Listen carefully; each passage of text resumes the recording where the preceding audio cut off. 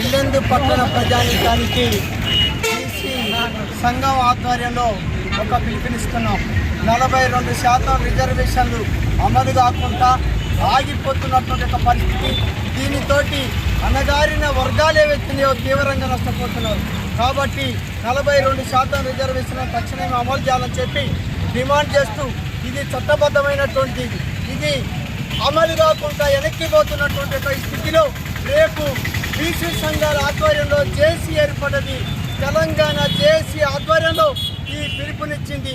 ఈ పిలుపుని ఇల్లెందు పట్టణ ప్రజానీకం అన్ని వర్గాలు అర్థం చేసుకొని రేపు పాత బస్టాండ్కి వచ్చి బంద్ను జయప్రదం చేసేటువంటి దాంట్లో భాగంగా రేపు జరిగేటువంటి ర్యాలీలో అన్ని వర్గాల ప్రజానీకం పాల్గొని జయప్రదం చేయాలి. 42% రిజర్వేషన్ల అమలు కోసం అది ఎంతటి పరిస్థితి ఎదురైనా ఎదిరించి సాధించుకునేంత వరకు బీసీ సంఘాల ఆధ్వర్యంలో పోరాడతామని చెప్పి ఈ సందర్భంగా ఇల్లెందు పట్టణంలో ర్యాలీ చేసి